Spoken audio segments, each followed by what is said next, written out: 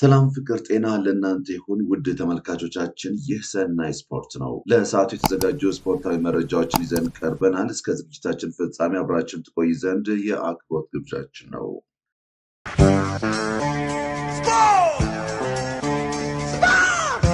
አፍሪካ ዋንጫ ሞሮኮ የምታስተናግደው ሶስተኛው የአፍሪካ ዋንጫ የፊታችን እሁድ የሚጀመር ሲሆን የፈረንሳይ ሊግ አንድ በርካታ ተጫዋቾችን በማስመረጥ ቀዳሚ ሆነዋል።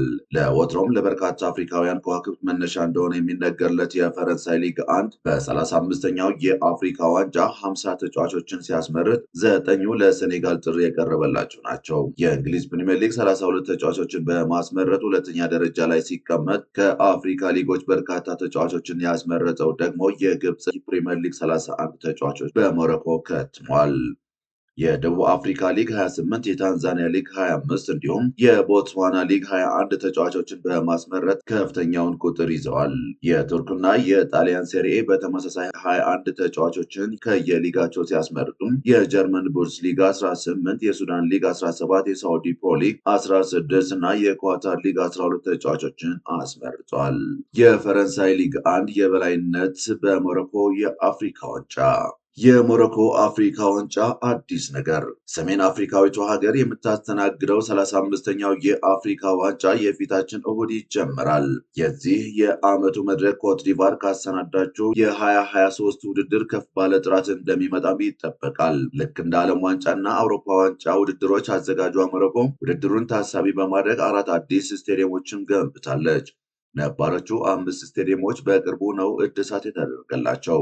ለጨዋታው እስካሁን ከ800,000 በላይ ትኬቶችም ተሽጧል። ወደ ስፍራው የሚያቀኑ ደጋፊዎችን ከቦታ ቦታ ለማንቀሳቀስ የፈጣን ባቡር አገልግሎት ተዘጋጅቷል። በሀገሪቷ ብቸኛ የሆነው የባቡር መንገዱ ታንጌር፣ ራባት እና ካዛብላንካ ከተሞችን ያስተሳስራል። ውድድሩ ከሚካሄድባቸው 9 ስቴዲየሞች 6ቱ የሚገኙት በእነዚህ ከተሞችም ነው። በ35ኛው የአፍሪካ ዋንጫ ከሚሳተፉ 24 ሀገራት 7ቱ ለ2026 የዓለም ዋንጫ ያለፉ ናቸው ተብሏል።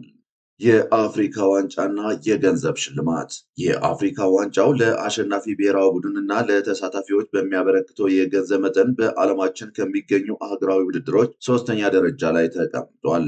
በአውሮፓ ዋንጫና በኮፓ አሜሪካ ይበለጣል። የአፍሪካ እግር ኳስ ኮንፌዴሬሽን ካፍ በ35ኛው የሞሮኮ አፍሪካ ዋንጫ $32 ሚሊዮን በሽልማትነት አዘጋጅቷል። ቀንቶት ወርቃማውን ዋንጫ ያነሳ ብሔራዊ ቡድን $7 ሚሊዮን ወደ ካዝናው ያስገባል። ሁለተኛ ለሚወጣው $4 ሚሊዮን ተዘጋጅቷል። ለግማሽ ፍጻሜ ያለፉ $2.5 ሚሊዮን ሲሸለሙ ሁሉም የአፍሪካ ዋንጫ ተሳታፊ 24 ሀገራት ለተሳትፏቸው ብቻ በሚቋደሱት ሽልማት ምድባቸውን 4ኛ ደረጃ ይዘው ለሚያጠናቅቁ ቡድኖች $500,000 ተሸላሚ ይሆናሉ።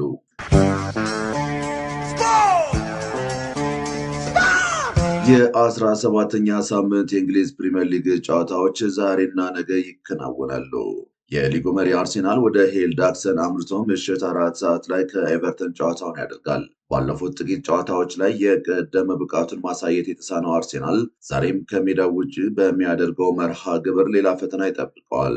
የመርሲሳይዱ ክለብ ከባለፉት 6 የሊግ ጨዋታዎች 4ቱንም ሲያሸንፍ አርሰናል በተመሳሳይ ጨዋታ ያሸነፈውን 3ቱን ብቻ ነው። የተከላካይ ክፍሉ በጉዳት እየተፈተነ የሚገኘው አርሰናል በምሽቱ ጨዋታ አሁንም የጋብሪኤል ማጋሊሽ፣ ክርስቲያን ሞስኬራ እና ቤን ዋይት ግልጋሎት በጉዳት የማያገኝ ይሆናል። በሌላ በኩል ግን ቪክቶር ዮኬሬሽ እና ጋብሪኤል ጀሱስን ጨምሮ የፊትና የመሃል ክፍሉ ተጫዋቾች በጥሩ ጤንነት ላይ ይገኛሉ። አርሰናል ከኤቨርተን በተገናኘባቸው ያለፉት 5 ጨዋታዎች 3ቱንም ሲያሸንፍ በሁለቱ አቻ ተለያይቷል።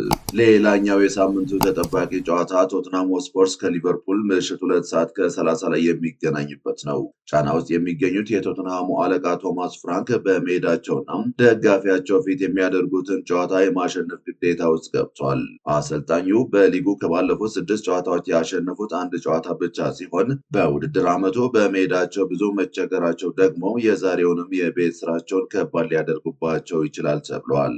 በተመሳሳይ ከ5ኛ ሳምንት በኋላ አንድም ጨዋታ በተከታታይ ማሸነፍ ያቃተው ሊቨርፑል ትክክለኛውን መንገዱን ለመያዝ ከሰሜን ለንደኑ ክለብ ይጫወታል። መሐመድ ሳላህን በአፍሪካ ዋንጫ ምክንያት ያጣው ሊቨርፑል ከቶተንሃም ሆትስፐርስ ካደረጋቸው ያለፉት 25 የፕሪምየር ሊግ ጨዋታዎች 17ቱንም አሸንፏል። በሊጉ ሁለተኛ ደረጃ ላይ የተቀመጠው ማንቸስተር ሲቲ አመሻሽ 12 ሰዓት ላይ በሜዳው ከዌስትሃም ዩናይትድ ጨዋታውን ያደርጋል። ቀን 9 ሰዓት ከ30 ደግሞ ኒውካስትል ዩናይትድ ከቼልሲ የሚገናኙበት ጨዋታ ይጠበቃል። ሊድስ ከፓላስ፣ ወልቭስ ከብሬንትፎርድ፣ ብራይተን ከሰንደርላንድ እና በርንማውዝ ከበርንሌይ ሌሎች ዛሬ የሚደረጉ ጨዋታዎች ናቸው።